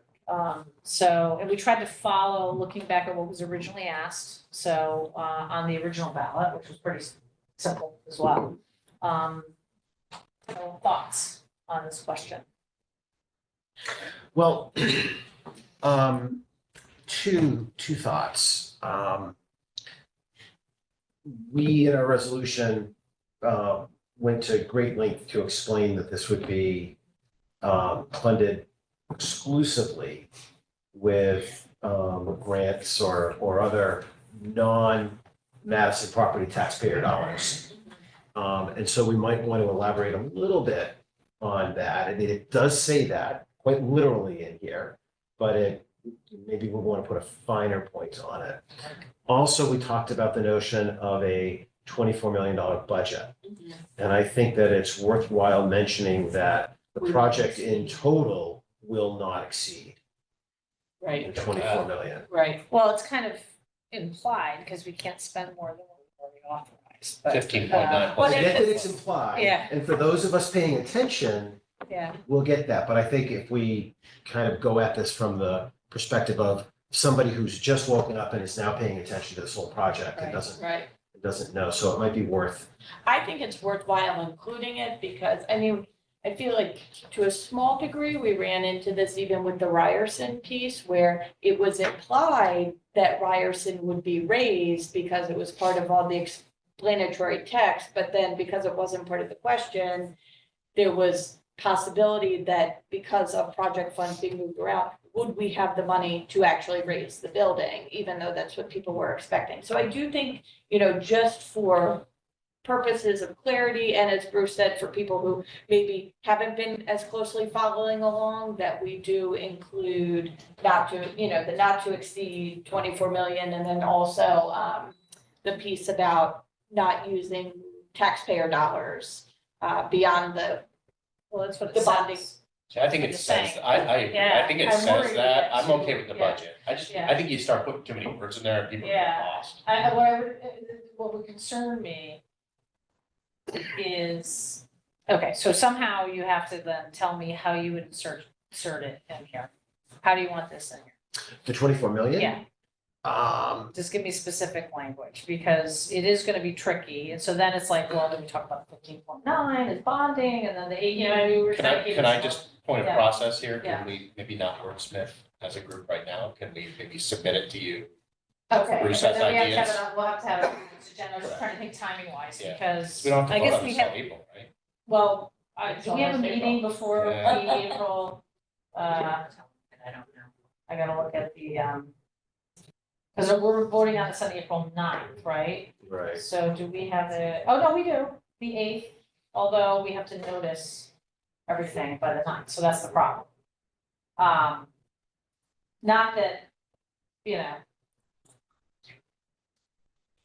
Because we'd have to also then have this, if we start wordsmithing it, we'd Right. have to go back to bond council, right?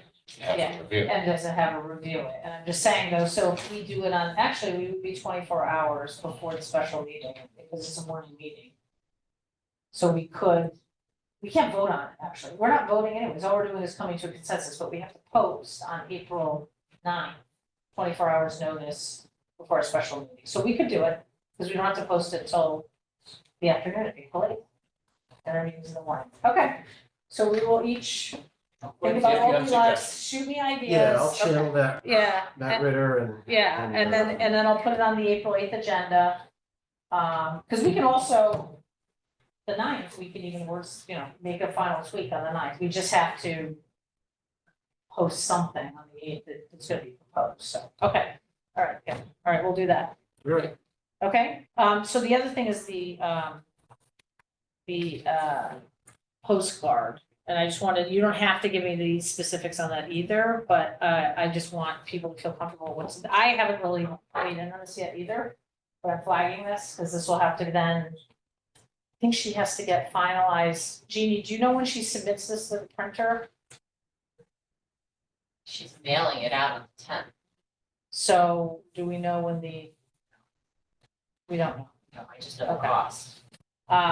So is there anything that's a red flag on here? This is modeled after what we did before. It doesn't say what the question is. Yeah, it doesn't have anything about the, because I thought they were gonna add, Yeah, I think people should know. that this is a special question, yeah. Remember, I spoke to them, I hadn't checked it since the step put into the packet, so, but I told them we needed something referring to the fact that this was a special question, so. It's great, it tells you about. And lending. include a special question related to the, this is the budget, okay. So I'm gonna have to, I didn't look at this when I got started, so they haven't made any amendments since the last draft, so. Okay, So. And should we? I think that what I'll do is I'll work with them, I'll circulate, you can shoot me comments, but I know we need to add that this is Academy. Yeah, the budget Yeah, referendum and Academy. And I thought we talked about that, I don't know why that didn't get in here. Is this the most updated version in here? Because I spoke to her about needing to have the questions, or the two questions, the separate question on that. Okay, well anyways, I will follow up with them. We got a little time to take care of that too, but, okay. So, moving on then to item number, 13. Discuss and take possible action to adopt an alternative motor vehicle depreciation schedule as per the CT General Assembly, HB 7067, and to authorize the selectmen to certify such adoption on behalf of the council. Any motion? The vote. Second, okay. All right, so this is following on our conversation, the legislature and all its wisdom. What happened is last year, they adopted a new way to value motor vehicles. And rather than going from a market-based or valuation, they chose to take manufactured suggested retail price, and then they came up with a depreciation schedule. So that was the way we're supposed to do that going forward. Then what they didn't quite understand is this new depreciation schedule crushing people's grand lists because you immediately depreciate 15% off the value of the vehicle in the first year. And so it has this depreciation schedule that was really hurting a lot of cities and towns that have a lot of motor vehicles that make up a big part of their grand list. Our grand list is less than 10% is motor vehicles, but it does have a big impact for us still. So they did a quick fix to adjust the depreciation schedule to make it a little bit more helpful, so that you're not depreciating the vehicle as quickly. So which means the tax base is slightly higher with this new, and it's our choice to adopt this. So we talked about this at our last meeting. It does matter because it's like $20 million in our grand list value.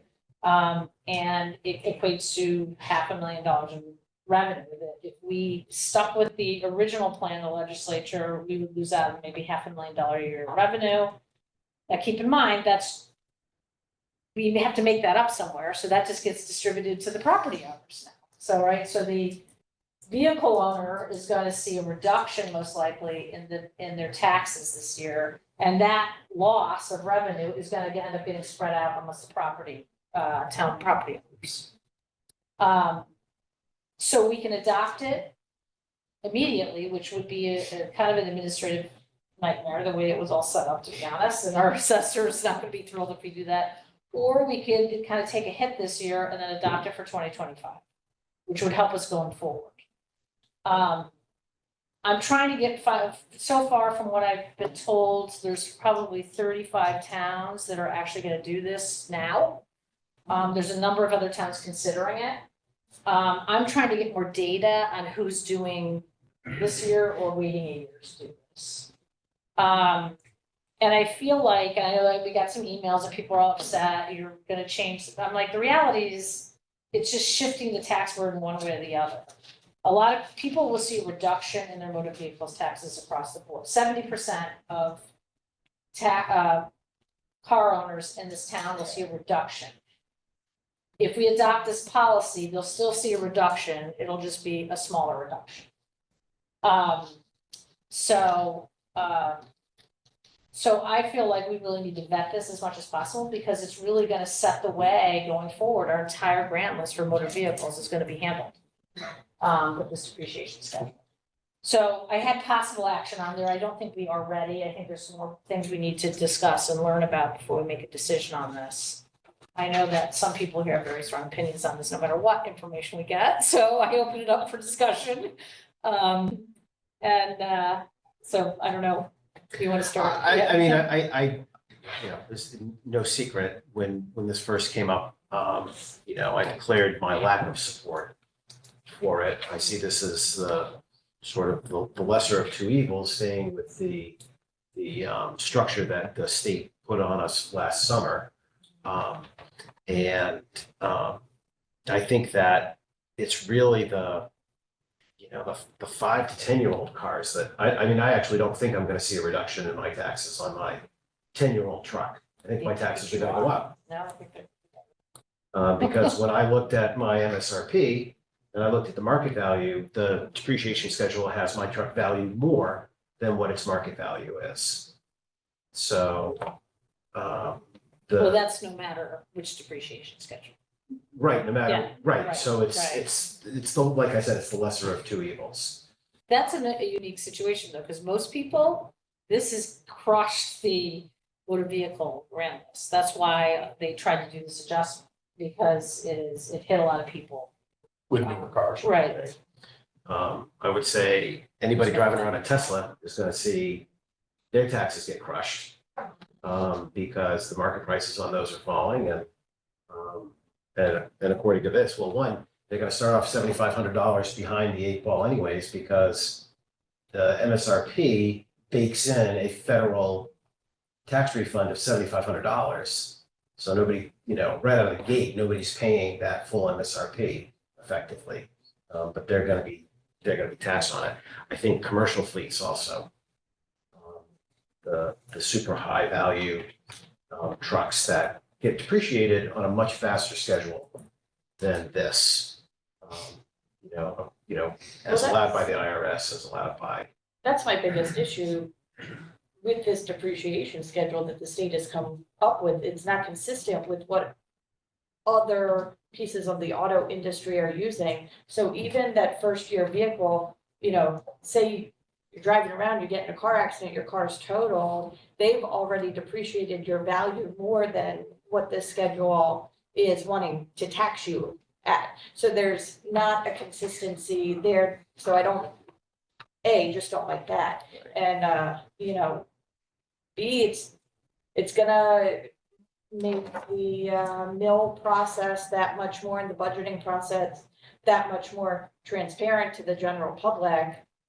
If we stick, I think, with the first schedule that starts off at 85% that the state handed down to us. I think that's important to know too. We didn't, as a town, come up with this depreciation Right. schedule. The state gave it handed it to to us, us, right. and so now Use it. it We have to. mandated, we This is have how to we use have to it. do it. So now we need to make the decision, do we start off at an 85% depreciation or a 90% depreciation because of some of the issues that other towns and cities throughout the state have been experiencing, but we're seeing it too. and we're seeing it too, but I I'm just just think, saying, everybody's seeing it. yeah, and it will affect the way that we do our budgeting. It's not necessarily just a matter of spreading it around, but it's also a matter of what can we do as town officials to decrease spending so we don't need to spread as much around. Right, And then, that doesn't help us this year, but it will help us in future years. and I think the reason cities were getting crushed on this is because the other part of this legislation capped the mill rate at 32. So I'm gonna make some numbers up here, but let's assume for the moment that New Haven's got a 55 mil on their property, right? The state said, well, you can only charge 32 now. And it was that drop in the chargeable mill rate for vehicles that crushed the grand list on cars for them, not this depreciation schedule. So I don't, Well, it has though, had a bit, because we have a loss of revenue. If we had not done this, we wouldn't be seeing as big a decline in our grand list. but We had an 8% decline overall in our motor vehicle grand list. yeah, but is that because the used car value market corrected itself after a big Well, bump? According to whatever it is, according to the assessor, this is showing by adopting the schedule we had to. We wouldn't see that revenue loss, but you're right, there was a big bump like 3 years ago. Right. I think they're trying to just, the purpose of using depreciation is to try to, make it more consistent, right? Because otherwise you have these fluctuations. Whereas real property is only every 5 years, where you see, and look at the swings there, right? And we all know that the real property values don't always reflect what the market value is, right? The assessment value is often very different than what the market value of property is. So, Well, we're stuck with what the state gave us. We gotta pick Yeah. one. yeah, So I think that, I mean, clearly, I think for us to do, adopt this for this year, we all recognize it's like. That would be Yeah, terrible yeah. for staff. It would be very hard for staff, because once again, in the infinite wisdom of our state legislature, there was some interesting things they put in there that created a lot of administrative, tasks that would be required to do this. I would love to see that year-over-year collection or grand list Yeah. stuff that from the assessor. that So, would be and then I'm awesome. thinking, let's get some more information. It sounds like there's not a lot of support for adopting it for next year, but I feel like we have a little time to kind of let it marinate a little bit, get some more information. And see what other communities are doing. Address some of your questions, and then possibly bring this back if we feel like we've got some good answers for those questions you're raising. Right, and just so that they're, the questions I've raised as we've talked about this one-on-one is, who is the arbiter of the MSRP? What is that source data? And is that source data accessible to you, the car owner? Or are we, the town, gonna say, we've decided your vehicle was the MSRP of this, and we can't verify it. So, we- well, no, I asked our finance director, and I think she said that it is JD Powers. And there's a subscription that the town will have, and that's something that, that's gonna be the source. I don't know if it's required that every town use that source, or if it's, we selected that No, source. no, no, I get that the town will have a Yeah. source. The question is, will the car owner be able to independently verify that? I know you had some specific questions about, sticker price but, yeah, those are what, we can get answers to those questions. Right, and, yeah, so I'm not proposing that we Yeah. solve those problems tonight, but these were some of the challenges. I mean, that we're going to face regardless of Right. our inaction tonight, which is, our inaction tonight basically casts the die for us to adopt the summer of '24 schedule. Just kicking the can down the road. We won't right now, be, so we don't won't be know. doing that, so the Right. public will know. It's gonna be set on the 85, and keep in mind, it starts at 85 and every year goes down 5%. The new schedule would have started at 90% and gone down 5%, so that 5% is basically what we're losing in terms of tax base. Right, but it never goes below 10%. Because there's a. It bottoms baseline. out, Yeah, bottoms out at out. year 15. And Right. forevermore. The new one. The new one, yeah.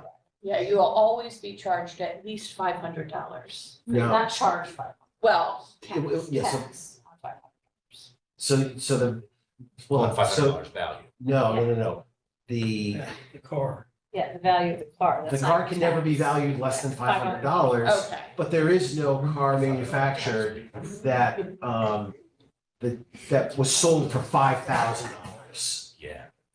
Way down. I mean, like I said, it was this is a consistent approach. Shit.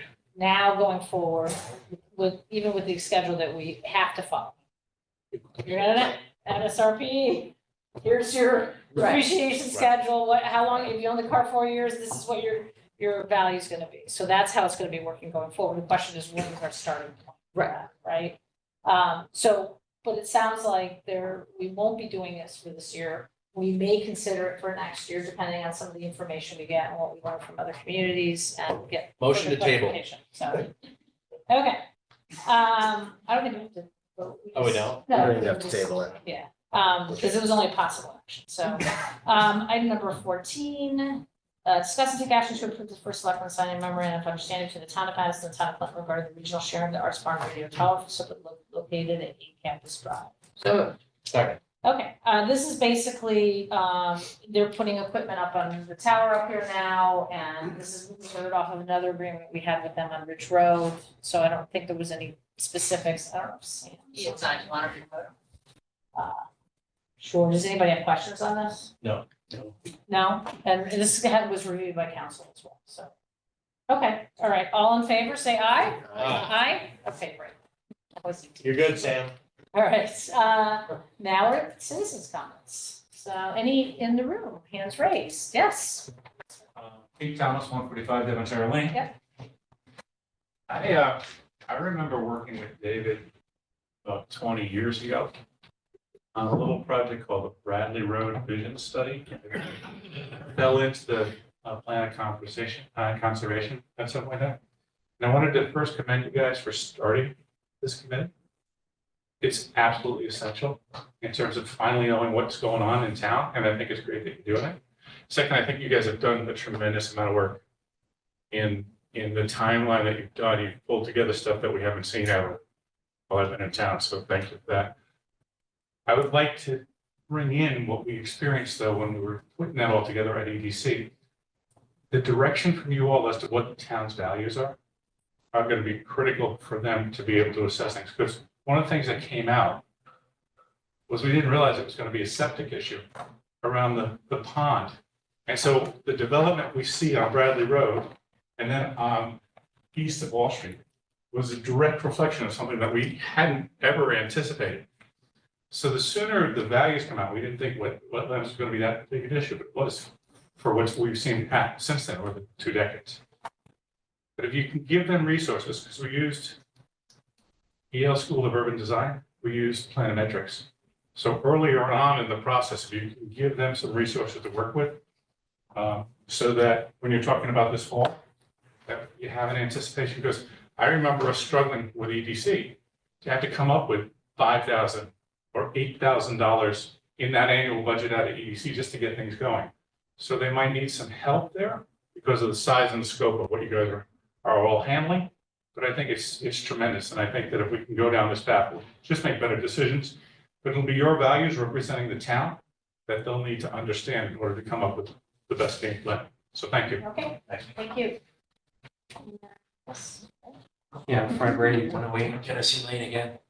I just want to answer Bruce's question regarding, or statement regarding that there's never say no to cutting. Yes, we said that many, many times because we were put under a lot of pressure to respect the private landholders' property rights. But having said that, we didn't just leave it at that. There's another part to that. The title of the presentation was Tree Preservation Ordinance. Preservation. What we want to do is not never say never. We want to say that if you cut a big tree on your property, we want a big tree, we want you to replace it. And there'll be a plan to be discussed with the committee on how to do that. We suggested 3 ways. One is a number of smaller trees on that property. 2, number of smaller trees on the town property. 3, some sort of prorated rate for a value or whatever the committee wants to decide dollar-wise for the tree that was cut down to go into a tree fund. So it's not, we're trying to be very accommodating. We're not gonna stop you from cutting that tree. And there's actually rules that says if it's unhealthy, go ahead and cut it. You don't even need a permit. Trying to make it easy. But please, we're trying to protect the canopy as the state has asked us to do. And to do that, we're gonna ask you to replace it with smaller trees. Now, how we go about asking private residents to do that, we can come up with the rules and make it easy as possible.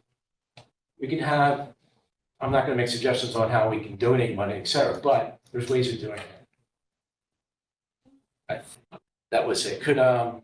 And I'm still unclear what the next step was that you agreed to. I was waiting to hear ad hoc committee, which I thought I was already the ad hoc committee.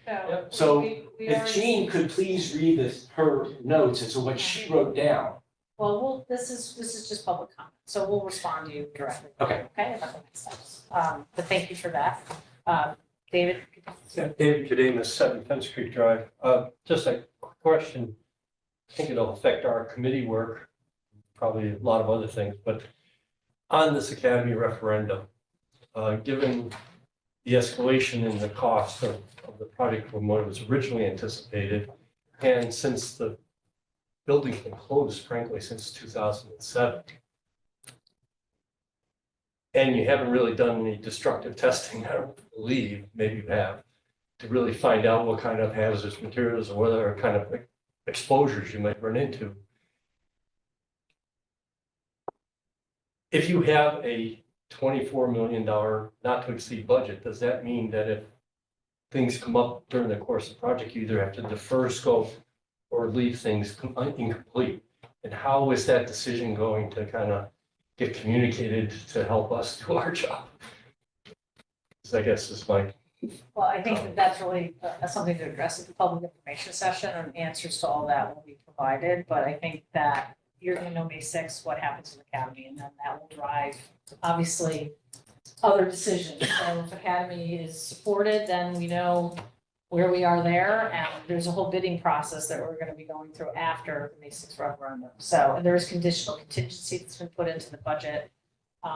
And there has been some testing and just, what's it called, demolition, selective demolition or whatever to test for certain materials that has been completed. So, but that will be a big conversation after May sixth.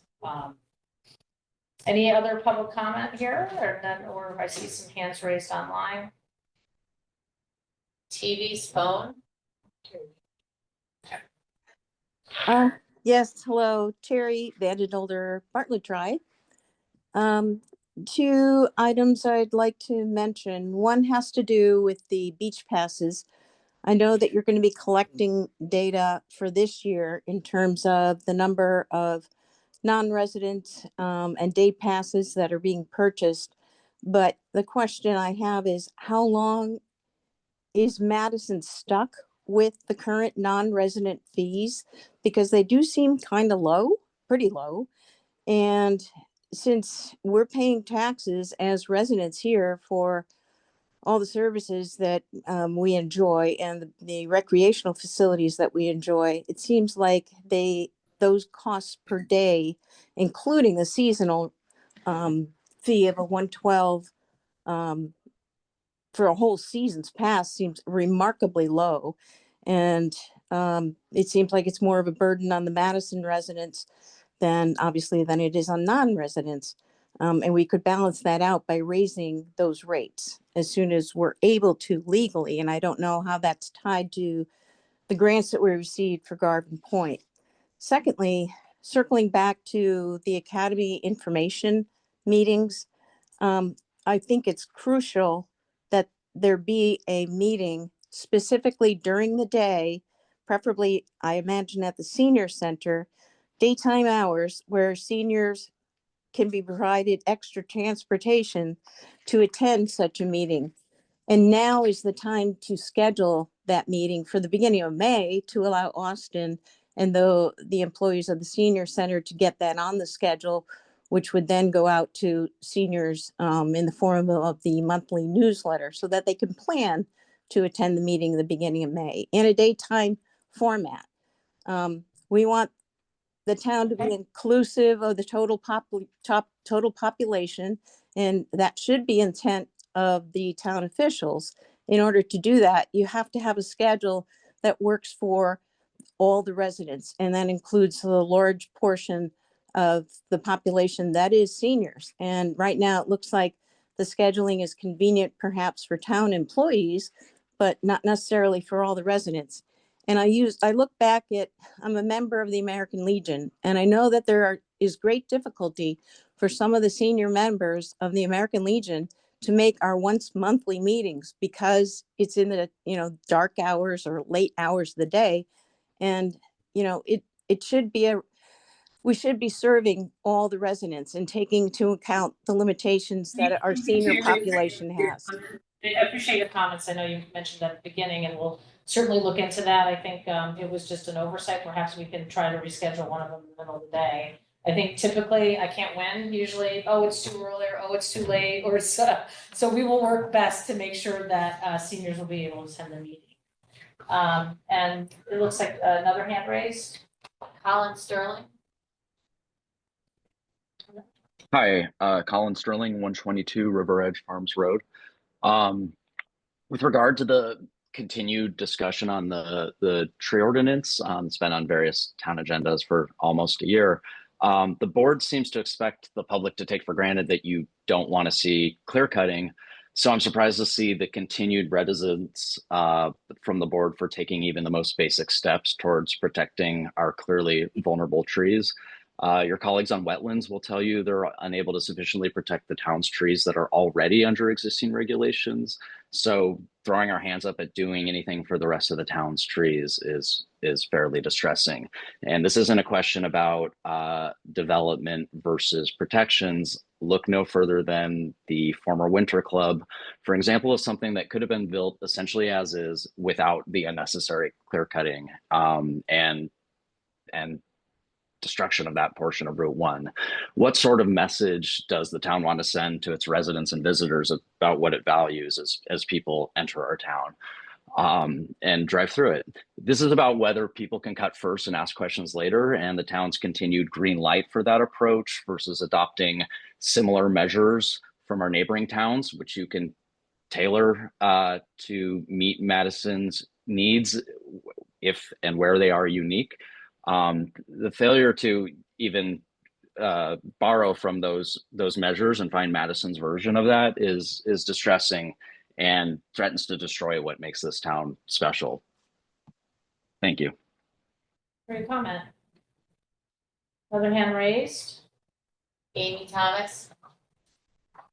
Hi, Amy Thomas, River Edge Farms Road. Just closing out what I was saying earlier. Thank you, Peggy and Jen, for sharing your thoughts. Peggy, you said we all recognize the importance of this, which is great to hear regarding the tree ordinance and regarding trees in Madison. I also do just want to call out that on February 12th of 2024, some of you members of the board called the idea of a tree ordinance a no-brainer. Another quote was, "Let's do what's right for our citizenry and our trees." So, you know, it has been over a year of the kind of the same discussion. You know, we're not proposing an ordinance for the sake of having a tree ordinance.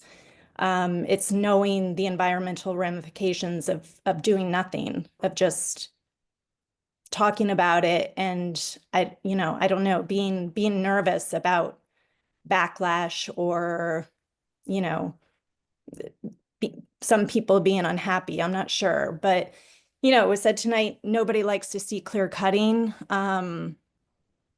So I just propose we do something about it. We do what's right. And I think that's creating a tree ordinance that works for the town. Okay, thank you very much for your comment. Any more hands raised? No? One once? All right, with that then, I guess, thank you for attending tonight. A lot of good discussion on a wide range of topics. Yeah. And hearing no objection, this meeting is adjourned.